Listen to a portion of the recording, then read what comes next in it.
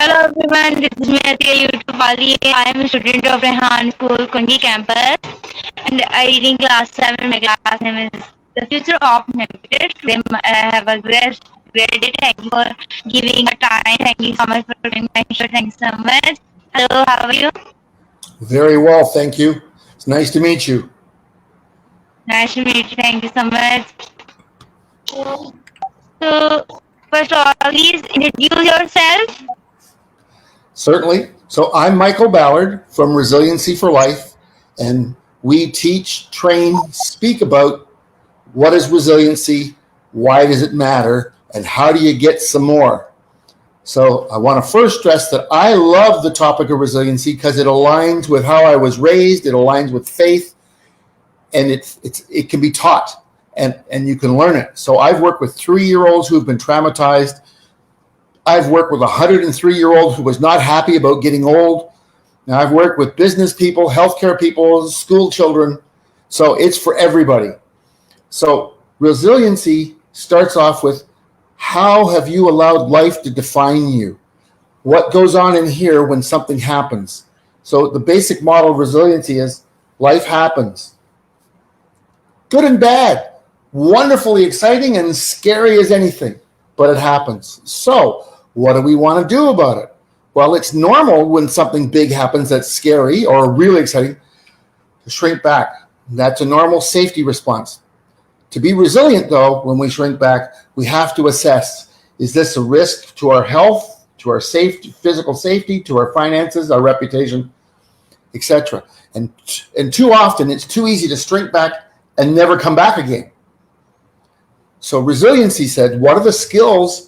What's the process? What are the tools? What's the mindset you need to deal with these overwhelming issues that are sometimes scary, sometimes exciting, to have a safer journey and a better outcome? So resiliency starts with what I call bitter and better. When something bigger and better happens, are we willing to take the risk to step up to learn and grow into it? Or what if it's bitter and it's scary? Are we willing to learn things to cope, to have a better quality time going through this terrible situation? So that's the basics of what resiliency is, and that's what I love to teach.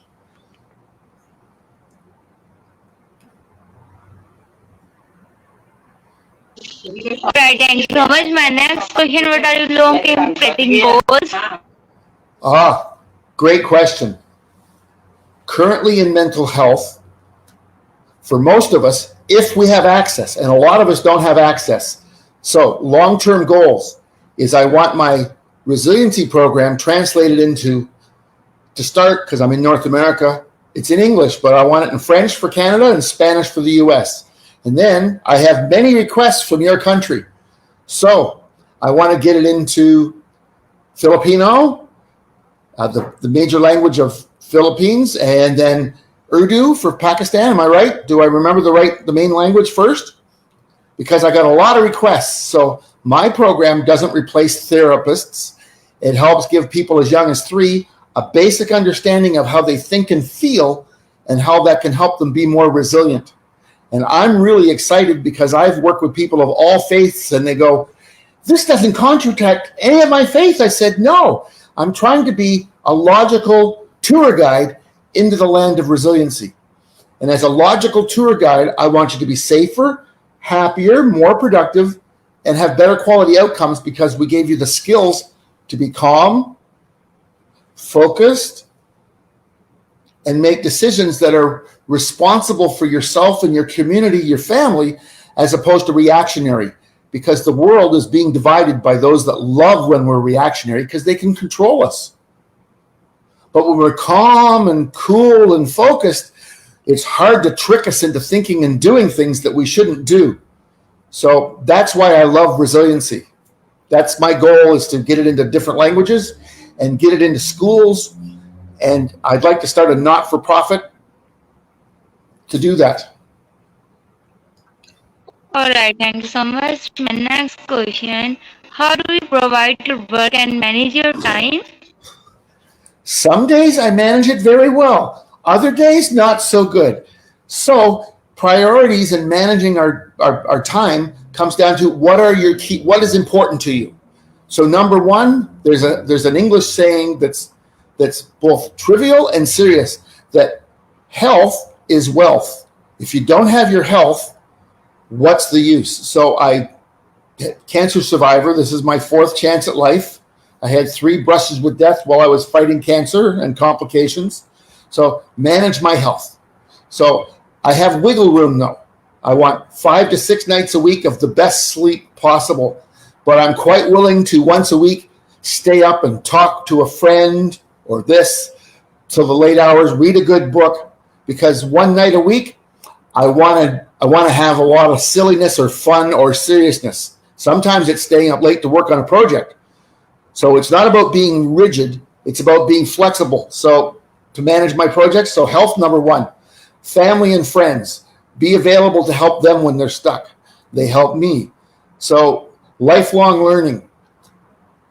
I talked to some of my friends. They haven't read a book or a good meaty article, some of them, in 5 and 10 or 20 years. No, you have to be a lifelong learner. I've only taken about 30 courses since I graduated from college, but I've taken 30 courses.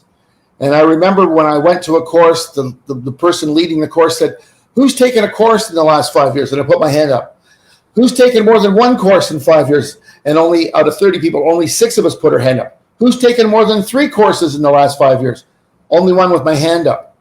Courses don't have to be a lot of money. There's major universities putting courses out there these days you can attend for free if you have decent internet. So the old "I have no money" is not good enough. Can you go to a place with good internet and take the course, or even good, adequate internet? So lifelong learning, and then paying attention to the differences we have. Being born in small town Ontario, a long time ago, before your parents were born, I'm that old, I grew up in a community that was Christian first. And so to be watching my one black and white television channel as a 6-year-old in 1960 was a big deal. It exposed me to the whole world, nature shows from Africa, but it was not the same as moving to the big city of Toronto, where we have over 200 languages, and having people of all faiths around me. It was like, oh, this is amazing. But all I knew for sure was I knew almost nothing about the other faiths. So in respect to them and me, you have to learn a little bit, at least, about a lot. And one of the things I was raised was my family talked about the family tribe. Well, I found out for some of my friends from Africa, tribe is a bad word because it's typically associated with us versus them. And I was like, wow. So I try not to use the word tribe when I'm around people from African descent, because for some of them, it's a hot button word. So that ties into lifelong learning. So that's some of the things I like to do. All right, thanks so much. My next question: what do you know about your company and what do you thinking you're good fighting here? Oh, good question.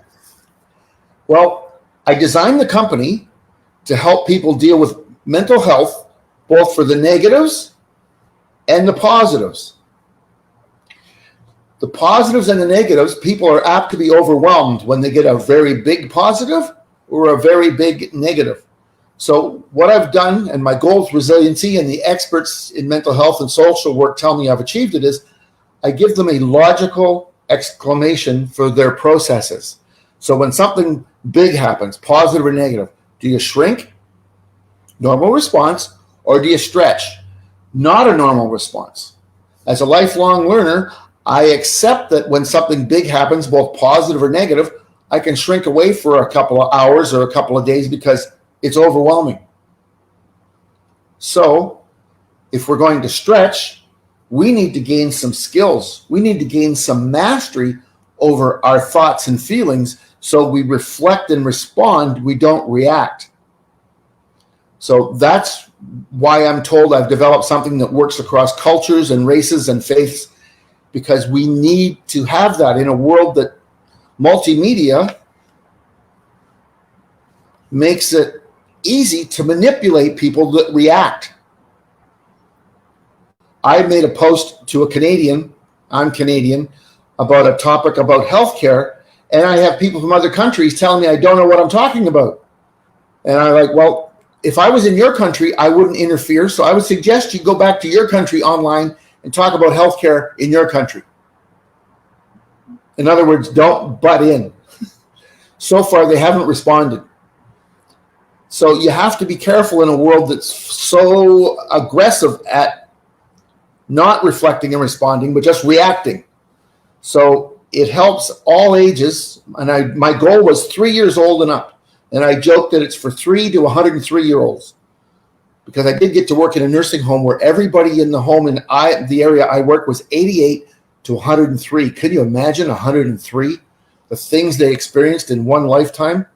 Anyways, and Singapore hired me, the IBM's hired me, and so it's working with people to help them understand their thinking and feeling process so they reflect and respond, and giving them the tools to reflect and respond instead of react helps everybody be safer and have better outcomes.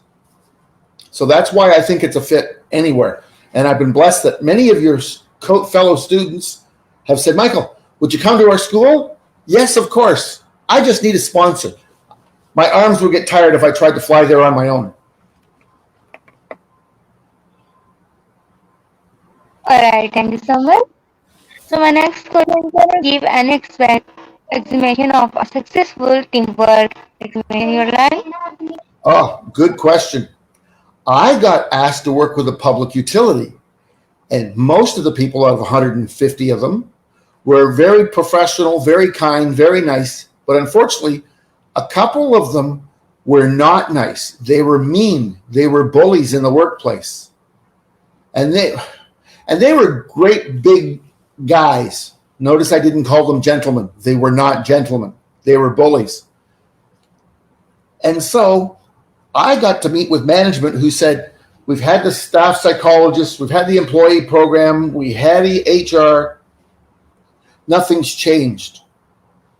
So I got the union rep and management and key staffers that all agreed that this bullying was inappropriate together, and we did a little, I won't call it sneaky, but we did some low-key subliminal. So I have some books I recommended they all read. And I recommended that they all buy copies of these 7 books, but all of you bring a different copy to work. So you'll read this book, I'll read this book, and we'll both put our copies on our desk where they could be seen by the bullies. And so as we as we grew our thinking skills to impact our behaviors, the bullies didn't quite know what to do with themselves, because instead of being intimidated by the bullies, once they knew I was involved, I told the 2 of them, you better be careful, because you don't scare me. I'll gladly tell your spouse and your neighbors how you behave in the workplace. You might have a hard time having friends. Because if you're going to be a bully and you won't listen to HR, the company lawyer, or the union lawyer, I'll do it my way. And my way is not illegal, but you'll find out there's consequences, because we all live in small towns. And do you want your neighbors to know this is how you behave? So I basically scolded them like they were grade 3 students. And as the managers and the other staff read these books about empowerment, thinking, feeling, self-regulation, the bullies started to lose their power. And so the team rose up, and they basically intellectually fired the bullies from being bullies. So I'm very proud of that, because it was all nonviolent. Everybody stayed safe. And the union rep later said, that was kind of fun. They didn't know what to do with us. So that's one of my favorite team building times.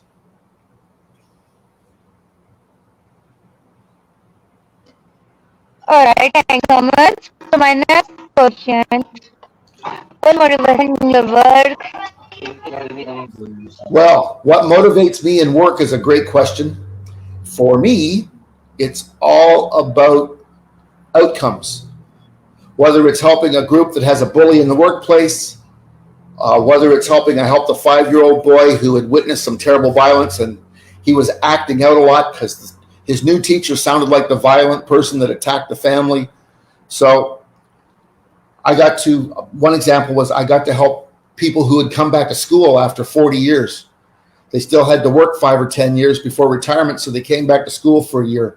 So it inspired me to help them be calm, reflect and respond instead of react about learning new things.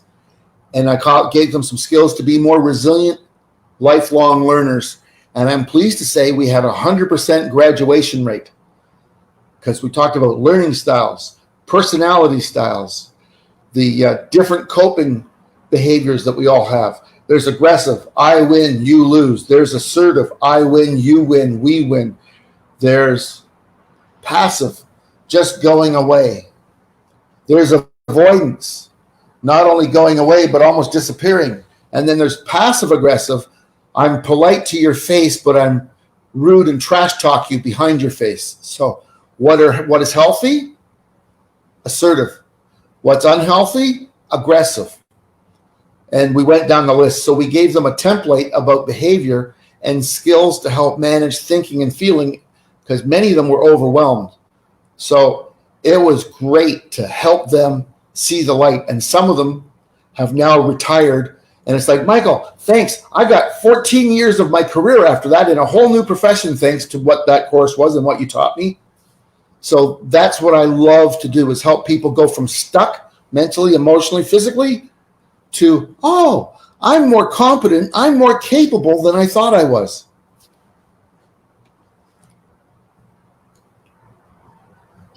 All right, thank you so much.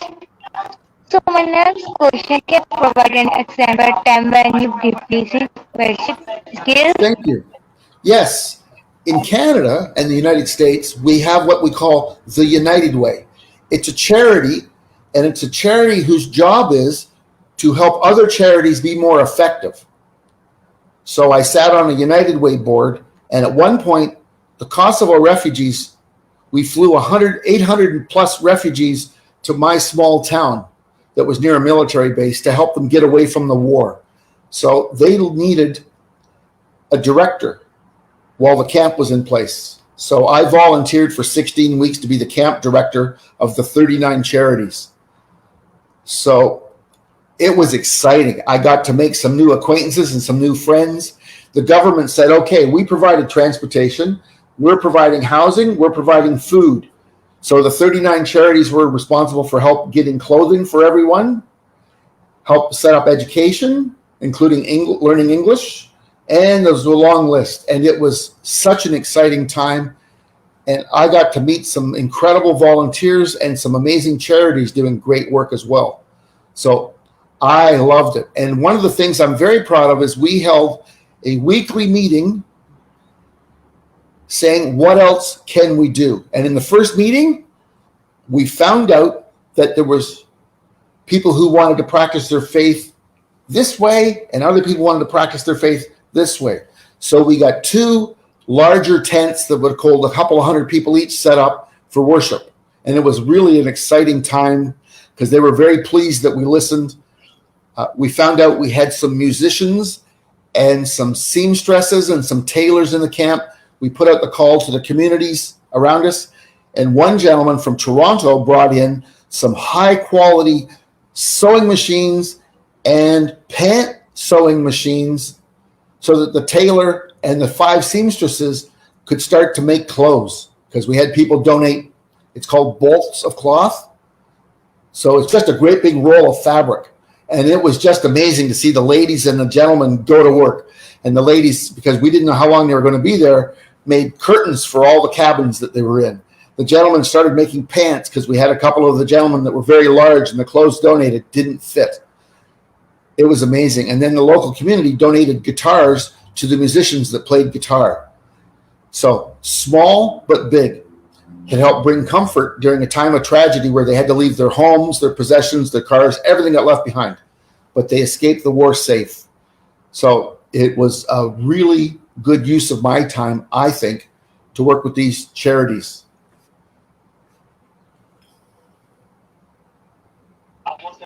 All right, thank you so much. So my next question, how do you handle communication or debating with cookers? Good question. First of all, I attempt to get them to tell me to define the conflict. So what is it that's the issue? Then, what does the best outcome look for them? Then we talk about it and try to resolve it in an assertive, they win, I win way, so that we both come to a resolution where we both feel safe and happy about it.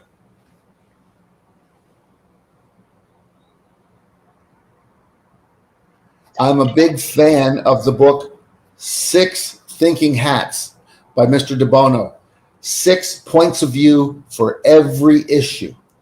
You should look at all 6 points of view for every issue every time. And I found it helps me a lot, because sometimes it's not so much that we're not getting along and having conflict. It's that I'm talking these 3 points of view from 6 Thinking Hats, and they're talking the other 3. And actually, we have more in agreement with the issues than we have difference. So I love my 6 Thinking Hats book. All right, thank you so much. So my next question, can you describe a time when you had to meet together and how do you manage it? That's a really good question. Well, first of all, again, priorities. So sleep, but wiggle room, flexibility. You don't always need to have a 7 to 9 hour sleep every night. So where can I go to have quiet time to work on the issue? What are the resources I need to solve the issue? Who do I need to talk to resolve the issue? Who can give me a POV, a point of view different than the one I have, and why did they choose me to solve the issue? So, for example, I got asked to come to a workplace because there'd been workplace violence. Somebody brought a weapon to work.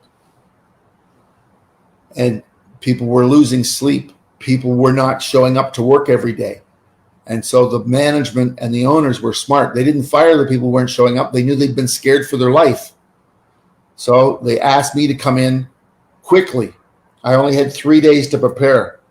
So I talked to the owner, talked to the director on the board, talked to the manager of the plant, talked to the department heads. That was the first day. Second day, made a list of the issues. And the issues for a lot of them, couldn't sleep. It's the number one issue. That's why one of the reasons they weren't coming to work. They were so, to quote my French friends, a package of nerves, because they were scared somebody had put a weapon on their head and they were anxious. So I designed a package of information, and we did 3 or 4 3.5 hour seminar workshops where we practiced calming skills, focus skills, and the fact that management had changed the safety protocols for people to come to work. So that's what I did. Prioritized, put the skills together, delivered the workshops. But it was knowing what are the priorities, what are the outcomes right up front. People deserve peace of mind.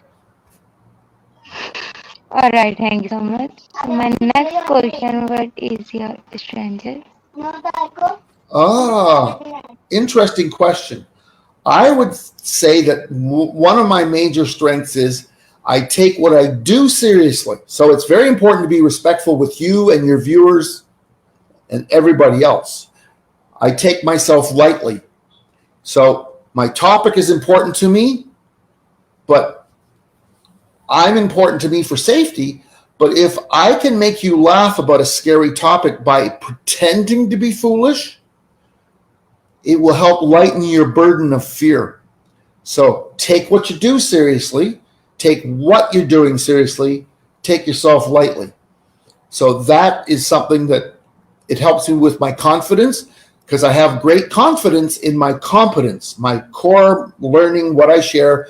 I'm told I'm very good at. That's nice. But it's more important for you to feel safe and know that you can do this when we're done workshops. And so if I can do that in part by making you laugh, by pretending to be foolish, not being foolish, that's one of my superpowers. I got to work with a 14-year-old who was being inappropriate with her language a lot, getting the wrong type of attention. And I got invited to dinner. She didn't know I was there as a special guest for her. She thought I was dad and mom's new friend. And when she started inappropriate, I'm very good with my respectful words, but let's just say I used some words and phrases and she just stopped completely. And her mom and dad were like, "What's wrong? We thought you thought this was appropriate." Well, I'm not going to say what I said because that was in confidence to them and that family.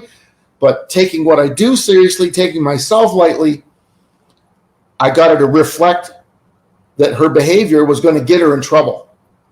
And so take what I do seriously, take the topic seriously, take my audience seriously. Don't take myself too seriously. I'm not that special. I am, but not when I'm presenting. As long as we stay safe and respectful, there you go. It's a long answer, very convoluted, but. All right, my next question, what is your 3 favorite dishes? You're talking food now. You can only have 3? I have 50 or 60. Okay, let me tell you about a favorite biscuit, because I just had them this week. I met a young lady 15 years ago. She just opened up a bakery, and it was the sweetest thing. Her mom and dad were working with her behind the counter, and it was a small store, so the bakery was still in the stores. The storefront was tiny, and I bought biscotti. Now, biscotti is, for some of us, an Italian biscuit, but I know it's got roots in other countries too. But growing up in Canada, biscottis are long and thin, and they're often very hard. So I joked that I thought biscotti was Italian for stale biscuit, crack a tooth. This lady makes lemon, butter, cranberry biscottis. I am drooling. They're so delicious. They are remarkably delicious. If you ever come to Toronto, or any listeners come to Toronto, find the dessert lady. That's the name of her company. Find the dessert lady and go to her store. It's now a restaurant and a bakery downtown Toronto. It's remarkable. Oh, it's one of my favorite. Just a small, slender, and I've given them to friends as Christmas gifts and seasonal gifts and thank you gifts. And they're like, "Michael, who is this woman? Where did she think of this?" It's a combination of lemon, a little tart, cranberries, a little sweet, and the butter with the fat. And it's just like, oh, coffee, tea, unbelievable. So that's one of my personal weaknesses. I only have it a couple times a year because otherwise I'd be 400 pounds. So that place, so lemon cranberry biscottis. They're gone now. But we used to have a restaurant that had a combination of authentic Chinese food and Canadianized Western Chinese food. And they had a steamed broccoli, stir-fried beef combo that was stunning. The broccoli was just cooked enough to change color, so it was only 1/3 cooked, so still had some crunch. And then the stir-fried beef, very thin, with a sauce that was both sweet and a little savory. And I'm drooling. But it was one of my favorite dishes. I probably had it 6 times a year.